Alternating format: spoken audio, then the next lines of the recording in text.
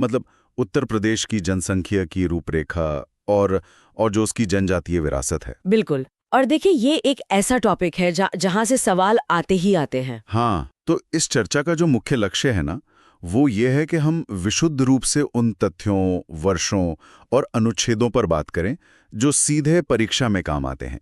यहाँ कोई कहानी किस्से नहीं होंगे। एकदम सही। मैं ये भी जोड़ना चाहूंगी कि परीक्षा के दृष्टिकोण से केवल तथ्यों को रटना काफी नहीं होता। मतलब हमें ये समझना होगा कि जो परीक्षक है ना, वो किस पैटर्न पर सवाल पूछते हैं, उनका दिमाग कैसे काम करता है। बिल्कुल, वो मिलान करने वाले प्रश्न या मैप वाले प्रश्न। हाँ, इसीलिए आज हम सिर्फ डेटा नहीं देंगे, बल्कि उस डेटा को, उस जानकारी को डिकोड करेंगे। तो चलिए फिर शुरुआत करते हैं। सबसे पहले मैं एक बहुत ही महत्वपूर्ण आंकड़ा सामने रखना चाहूंगा। जी। जनगणना के आधार पर उत्तर प्रदेश में जो अनुसूचित जनजातियों यानी एसटी वर्ग की जनसंख्या है ना, वो कुल आबादी का केवल लगभग 0.6% है। सिर्फ 0.6%? हाँ, मतलब 1% से भी कम। अब इतनी विशाल आबादी वाले राज्य में यहाँ आंकड़ा अपने आप में बहुत कुछ कहता है। और यही वो बिंदु है जहाँ से परीक्षक उम्मीदवारों को फंसाते हैं। वो कैसे? देखिए, ये जो 0.6% आबादी है ना, ये पूरे राज्य में समान रूप से नहीं फैली है। यह मुख्य रूप से 2 ही क्षेत्रों तक सीमित है। पहला आपका तराई क्षेत्र हो गया और दूसरा पूर्वी उत्तर प्रदेश। तराई और पूर्वी यूपी। बिल्कुल। अब मान लीजिए परीक्षा में कोई ऐसा बहुविकल्पीय प्रश्न आता है जहां विकल्प में पश्चिमी या मध्य यूपी के किसी जिले का नाम दिया हो। हाँ। तो छात्रों से तुरंत हटा सकते हैं। यही बात है, इसे एलिमिनेशन तकनीक कहते हैं। अगर आपको भौगोलिक वितरण पता है तो आप गलत विकल्पों को आसानी से काट सकते हैं। ये तो बहुत ही शानदार रणनीति है, मतलब भूगोल और जनसांख्यिकी को जोड़कर देखना। हाँ जी। अब अगर हम संवैधानिक प्रावधानों की तरफ बढ़ें, जो कि प्रीलिम्स के लिए बहुत जरूरी हैं। बहुत ज्यादा। हमारे संविधान में 3 सबसे महत्वपूर्ण अनुच्छेद हैं जो सीधे तौर पर अनुसूचित जनजातियों से जुड़े हैं। अनुच्छेद 342, अनुच्छेद 46 और अनुच्छेद 244। और यहीं पर सबसे ज्यादा कंफ्यूजन पैदा किया जाता है। बिल्कुल। अगर हम अनुच्छेद 342 की बात करें ना, तो ये अनुसूचित जनजातियों की सूची से संबंधित है। मतलब कौन सी जनजाति एसटी की श्रेणी में आएगी, ये इसी से तय होता है। सूची, कीवर्ड है सूची। हाँ।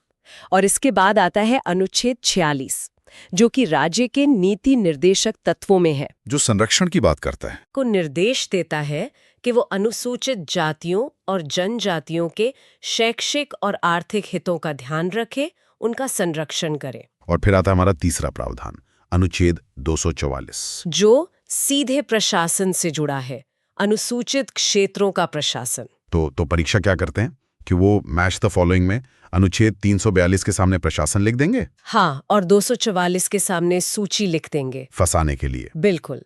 तो उम्मीदवारों को ये एकदम स्पष्ट रखना है कि 342 मतलब सूची, 46 मतलब संरक्षण और नीतियां, और 244 मतलब प्रशासन। बहुत बढ़िया।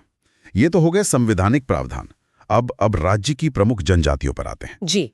सबसे पहले थारू और बुक्सा जनजाति। ये दोनों परीक्षा के लिए सबसे ज्यादा मतलब हॉट टॉपिक्स हैं। थारू तो सबसे महत्वपूर्ण है। हाँ, अगर हम थारू जनजाति को देखें तो इनका क्षेत्र मुख्य रूप से तराई बेल्ट है। लखीमपुर खीरी, बहराइच, श्रावस्ती और बलरामपुर। इनकी भाषा भी थारू है। और जो सबसे अहम बात है वो ये कि इनके जीवन का आधार कृषि है। और यहीं पर हमें बुक्सा जनजाति के साथ इसकी तुलना करनी चाहिए। बुक्सा या जिसे भोक्सा भी कहते हैं। हाँ, बुक्सा जनजाति मुख्य रूप से पश्चिमी यूपी के बिजनौर में पाई जाती है और इनका जीवन वन आधारित है। मतलब जंगलों पर निर्भरता ज्यादा है। बिल्कुल। अब परीक्षा का पैटर्न देखिए। परीक्षक क्या करेंगे कि थारू जो कृषि आधारित हैं, उन्हें वन आधारित जीवन के साथ जोड़ देंगे, या तराई क्षेत्र को पश्चिमी यूपी के साथ मिला देंगे। हाँ, तो छात्रों को ये स्पष्ट विभाजन याद रखना है। थारू मतलब तराई और कृषि, बुक्सा मतलब बिजनौर और वन। एकदम स्पष्ट। अब तराई और पश्चिमी यूपी से निकलकर थोड़ा पूर्वी उत्तर प्रदेश की तरफ चलते हैं। पूर्वी यूपी में तो परिदृश्य बिल्कुल बदल जाता है। हाँ, यहाँ हमें गोंड, कोल, चेरो और राजी जनजातियां देखने को मिलती हैं। गोंड और कोल मुख्य रूप से सोनभद्र और मिर्जापुर में हैं। लेकिन यहाँ एक दिलचस्प बात है। कि गोंड मूल रूप से मध्य भारत की जनजाति है। बिल्कुल, गोंड मध्य प्रदेश और मध्य भारत की प्रमुख जनजाति हैं, लेकिन यूपी में ये सिर्फ इन दक्षिणी पूर्वी जिलों तक सीमित हैं। और कोल जनजाति मुख्य रूप से मजदूरी और कृषि पर निर्भर है।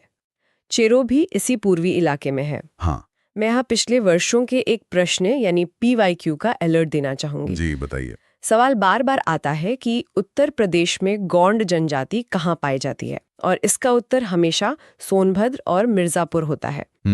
अगर छात्र इसे मैप पर देखें तो समझ आएगा कि सोनभद्र और मिर्जापुर की सीमा मध्य प्रदेश से लगती है। मतलब भौगोलिक सीमा का प्रभाव। बिल्कुल, इसीलिए मध्य भारत की गोंड जनजाति का विस्तार इन जिलों में मिलता है।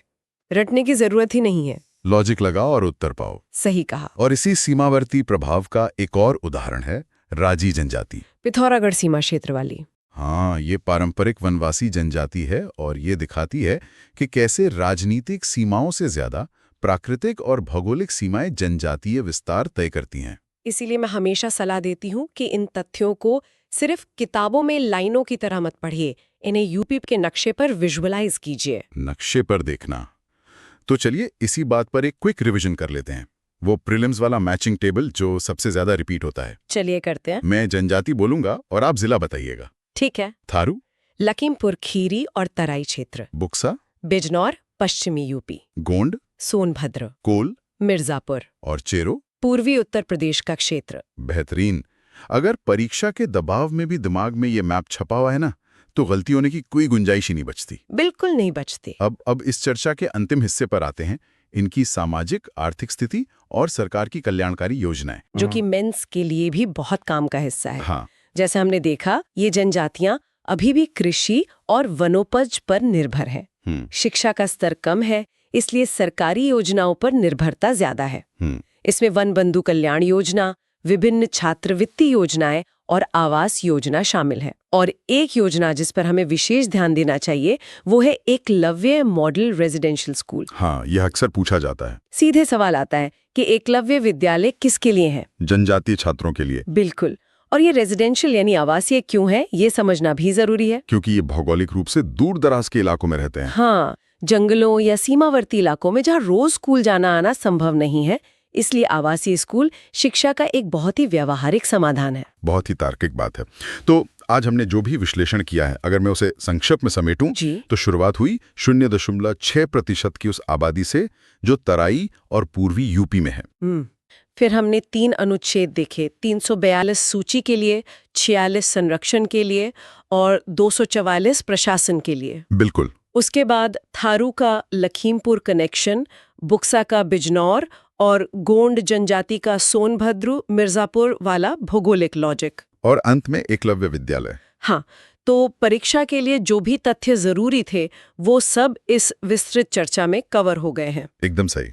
और चर्चा को खत्म करने से पहले मैं एक ऐसा सवाल छोड़ना चाहूंगी जिस पर एक भावी अधिकारी के रूप में सोचना बहुत जरूरी है। जरूर। जब किसी इतने विशाल राज्य में किसी समुदाय की आबादी मात्र 0.6% हो और वो भी कुछ खास सीमावर्ती या तराई इलाकों तक सिमटी हो, तो सोचिए ये जो भौगोलिक अलगाव है ये उनकी संस्कृति को बचाने में तो शायद मदद करता हो, लेकिन राज्य की जो मुख्य धारा की नीतियां हैं, जो विकास है, उसमें उनके प्रतिनिधित्व को ये कैसे प्रभावित करता होगा? ये बहुत ही गहरा सवाल है। बिल्कुल।